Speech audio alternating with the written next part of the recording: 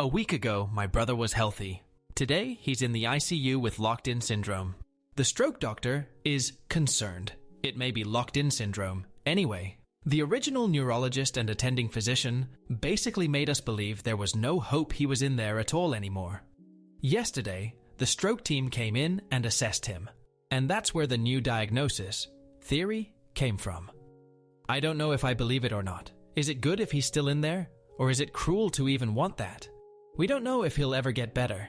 Very few people recover from LS. He has an ongoing infection and inflammation in the brainstem. We don't want him to live in storage in a care home for 30 years, vented, unable to move or communicate, just existing instead of living. But how do you pull life support from someone who may be conscious, and can you even do so, legally? Or he may get a blood clot from being bedbound, or pneumonia, or the COVID the family just tested positive for.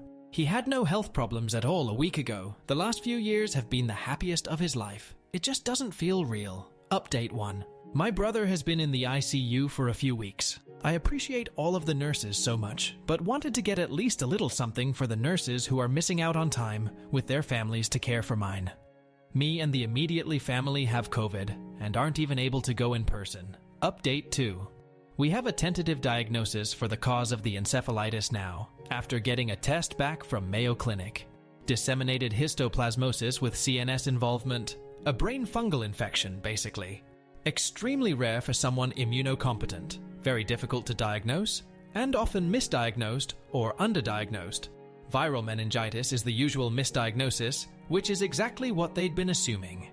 His presentation matches it perfectly, including the upper respiratory thing he was dealing with for weeks prior. He was started on IV antifungals the very day they got the test back. In the past few weeks, we've lost the suspicion that he was locked in.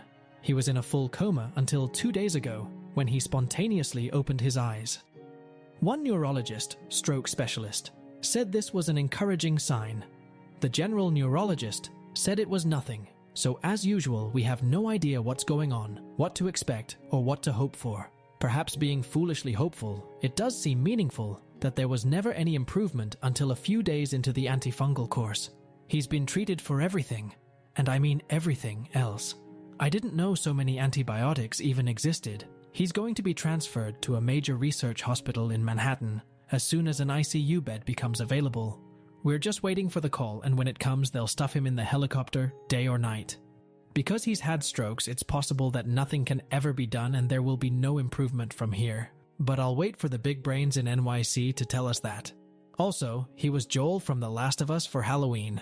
Method acting asshole. I have the watch he made for it, and if he ever recovers enough for me to do so, I'm gonna throw it at his head. Update 3. I saw a discussion here recently about how going to the nurse's station is frustrating and needy. I had no idea this was the case, and had considered it less obnoxious than hitting the call button. Using a button or bell to summon someone always gives me the ick, and felt inappropriate for non-emergencies. So, in a vein similar to that, what should we the family do to make your life easier? What do you wish more families would do? And similar to the above, what do you wish families would stop doing? I'm sorry for not responding, as I wasn't in a place at that time to really do so. But your kindness, and the fact that total strangers on the internet genuinely cared, was a balm for me when I really needed it. The final diagnosis is an extremely rare autoimmune disorder called acute disseminated encephalomyelitis. The trigger isn't clear, but it can really be caused by almost anything. He had an upper respiratory infection prior to all this, which is a common trigger. He slowly emerged from his coma over the course of a month or two, passing through different levels of consciousness and awareness, slowly, and was in fact locked in the early stages. He could only move his eyes to communicate. He received plasmapheresis treatments, and started regaining mobility after that. It started with slightly moving his head side to side, slightly moving his lips, slightly twitching his fingers. Soon he was mouthing words and curling his toes. ADM apparently has a good prognosis for recovery, and the larger hospital we transferred to told us that there are no strokes in the brain, despite the initial hospital's assessment.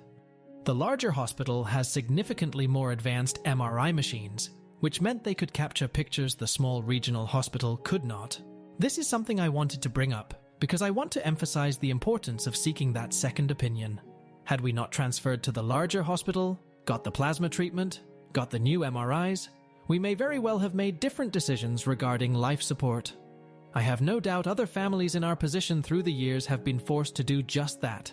Do not give up until you have a diagnosis. As for how things are going now, he's been slowly regaining his mobility, and the neurologists told us we have no reason to believe he won't walk again. Cognitively, he is 100%. He doesn't remember the first 6 weeks or so after waking up from the coma, but does remember everything before getting sick perfectly.